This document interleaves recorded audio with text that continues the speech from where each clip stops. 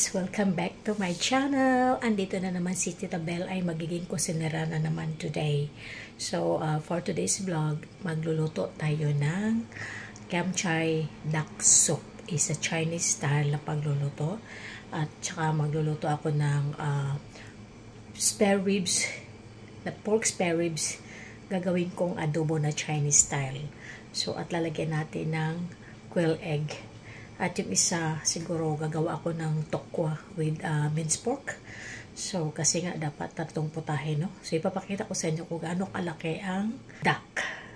Ito rin ang ating pork ribs.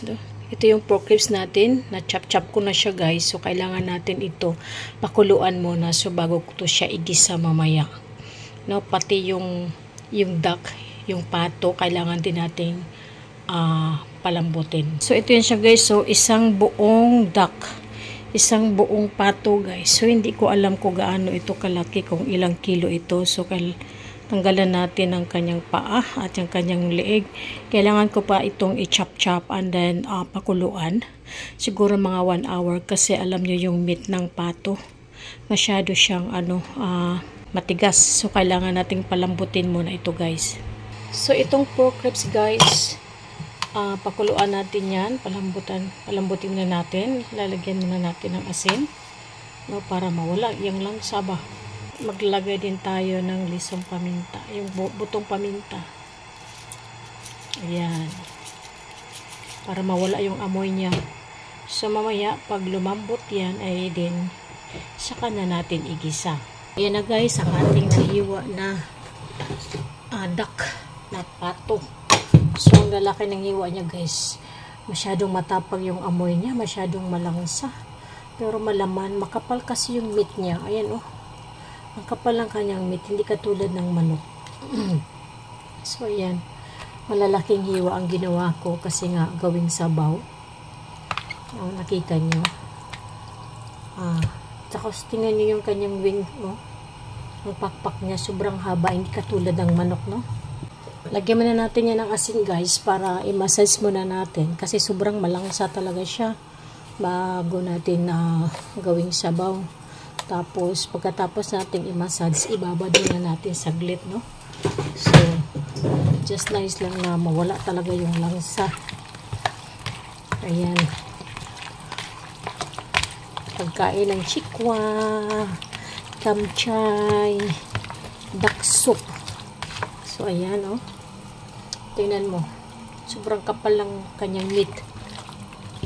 So, ibabad na natin ito saglit bago natin ito hugasan. No? Kasi sobrang amoy. At ito na yung tinatawag na Kiamchai. Kiamchai ang tawag nito sa Chinese, guys. Actually, ano to siya, guys, yung salted vegetable. Siya, cabbage. Tapos, parang pinipreserve na nilagyan yata ng asin, pero maasim-asim na maalat-alat. So ito ang magdadala ng lasa mamaya sa sabaw natin, no? Kaya tinatawag na Kiamchai soup. Mayroon din tayong mga hiwang kamatis dito, 2 pirasong kamatis yan. So dagdag asim. Lalagay din ako nito mamaya sa silken tofu. Yan. So mamaya papakita ko sa inyo kung madali lang naman siya lutuin, pero matrabaho lang. Kailangan natin pakuluan at palambutin yung duck, yung pato, no? At least mga 1 hour. Kasi may, makapal yung kanyang meat. So, kailangan natin pakuluan ng medyo matagal. Mayroon din tayong itlog ng pogo, isa quail egg. So, ilalaga natin ito, guys. Kasi ito din mamaya ay ilalagay ko doon sa pork ribs na gagawin kong adobo. Kumulo na ang ating tubig, guys, na pinakulo ko. So, kailangan na natin ito ilagay dahan-dahan ang ating duck, ang ating pato. Ayan. So, nilagyan ko rin siya ng asin, guys. So, habang nagpapakulo tayo, habang pinapalambot natin itong duck, ay meron siyang asin. No? Kailangan tumalab yung, yung lasa sa meat. Diyos ko, umaapaw yata, guys. Oh. Ang dami. So, I think just nice lang ito, no? Malambot ng ating pork ribs. Ayan, so hahanguin natin ito guys para igisa na natin ito, no? Magpainit na tayo ng ating frying pan guys. Star margarine po ang ating gagamitin, no? Hindi siya oil. Ayan. Ano na natin na matunaw. Tunawin na natin ito guys. Ayan, malapit na siyang matunaw. Sibuyas. This time yung red onion ang ginamit ko. Maglagay muna tayo ng dark sauce. Lagay din tayo ng oyster sauce.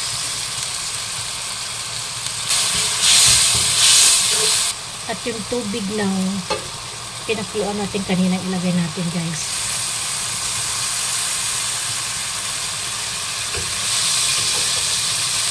Maglagay tayo ng asukal para matamis-tamis. Maglagay tayo ng konting pamenta. Ayan, padagdag sa amoy. Ilunod na natin dandahan ang ating pork rib.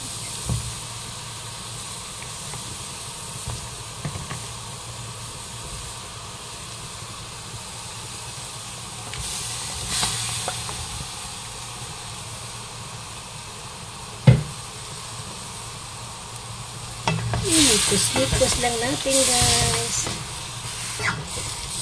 Pakuluan muna natin saglit guys ha. Okay na siya guys. Dumikit na yung lasa. Lagyan na natin itong itlog.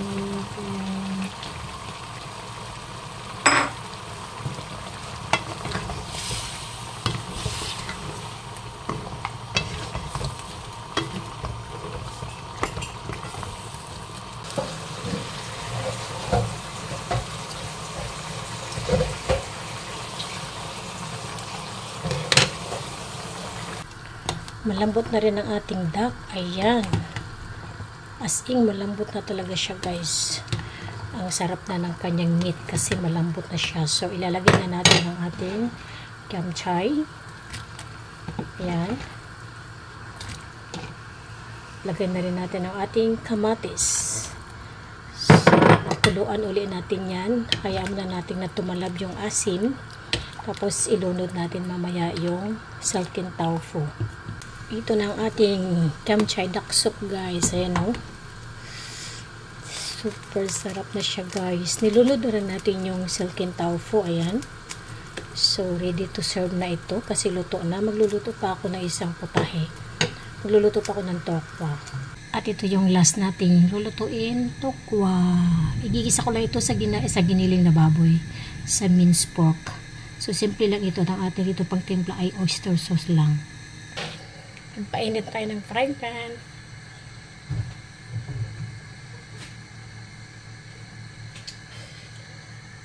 Lagyan tayo ng konting mantika.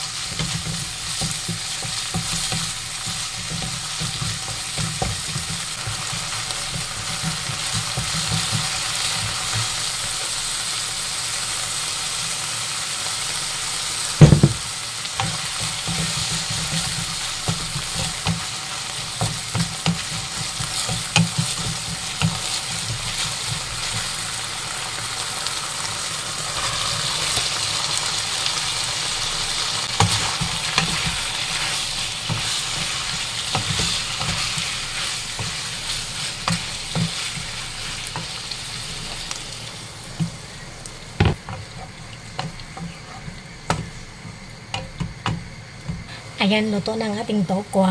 Nilagyan natin ng spring onion. O, di ba? Ready to serve na rin yan siya, guys. So, yan ang ating pork ribs adobo Chinese style na merong itlog ng pugo. At meron naman tayong kimchi soup. Kimchi duck soup. Ayan. Ang ating tokwa. So, di ba? Tokwa with minced pork. That's all for today, guys. Thank you for watching. This is Tita Belle. Bye!